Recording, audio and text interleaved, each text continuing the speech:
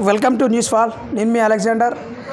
మిత్రులారా, తెలంగాణ ప్రజలారా, కవులారా, గాయకులారా, మరి సామాజిక ఉద్యమాలు చేస్తున్న విద్యార్థి నాయకులారా, రాజకీయ పార్టీలు అందరూ కూడా హైదరాబాద్ సెంట్రల్ యూనివర్సిటీ ఏదైతే ఉందో దాంట్లో వన్యప్రాణుల్ని రక్షించవలసిన బాధ్యత అందరి మీద ఉంది.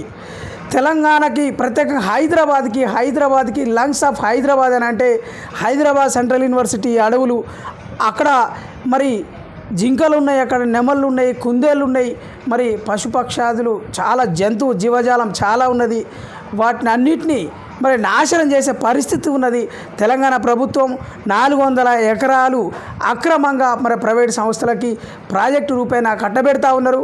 మరి నార్త్ ఇండియాలో ఏదైతే సంస్కృతి ఉన్నదో ఆ బుల్డోజర్ సంస్కృతిని మరి సౌత్ ఇండియాలో తెలంగాణకు తీసుకొచ్చి మరి హైదరాబాద్ సెంట్రల్ యూనివర్సిటీలో నైట్కు నైటే దాడులు చేస్తూ మొత్తం ఆ చెట్లను మొత్తం నేలకు కూలుస్తూ మొత్తం ఆ జంతువులు కూడా అక్కడ చనిపోతున్న పరిస్థితి ఉన్నది.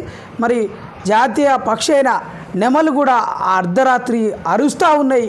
మరి విద్యార్థులు ఇన్ని నిరసనలు తెలియజేసినప్పటికి కూడా, మరి ప్రభుత్వాన్ని వేడుకున్నప్పటికి కూడా ఇంకా ప్రభుత్వం నిమ్మకు నీరెత్తినట్టే ఉంది. మరి నిజంగా ఒకసారి ఆలోచించాలి రేవంత్ రెడ్డి ప్రభుత్వం. హైడ్రా పేరుతోటి పేదల్ని ఒక సైడు వాళ్ళని ముమ్మాటికి వాళ్ళకి ఆవాసాలు లేకుండా, వాళ్ళకి ఇల్లు లేకుండా, గూడు లేకుండా చేసిన పరిస్థితి ఉన్నది. మరి తెలంగాణలో నిరుద్యోగులు వాళ్ళు మున్నీరు అవుతూ ఉన్నారు. వాళ్ళకి సరైన ప్రాతినిధ్యం లేకుండా, వాళ్ళకి మెరిట్ లేకుండా, కనీసం వాళ్ళకి రిజర్వేషన్స్ లేకుండా, మరి గ్రూప్ 1 అభ్యర్థులైనా, డిఎస్సి అభ్యర్థులైనా, గ్రూప్ 2 అభ్యర్థులైనా వాళ్ళని కూడా ముప్పు తిప్పలు పెట్టి 3 సార్లు నీళ్లు దాపించిన పరిస్థితి మరి కాంగ్రెస్ ప్రభుత్వం ఉన్నది.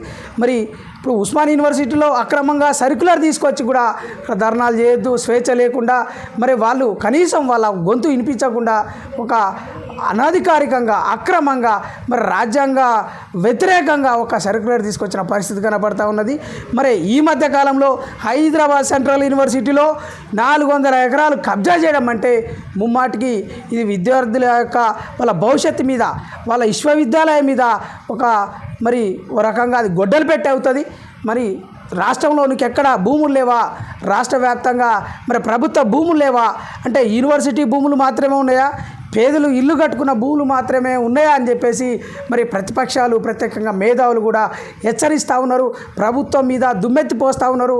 ఇప్పటికైనా ప్రభుత్వం వాళ్ళు తీసుకున్న ఏదైతే నిర్ణయం ఉందో వీరు వెంటనే వెనుకకు తీసుకోవాల్సిన అవసరం ఉన్నదని చెప్పేసి హైదరాబాద్ సెంట్రల్ యూనివర్సిటీ విద్యార్థులు కోరుతూ ఉన్నారు.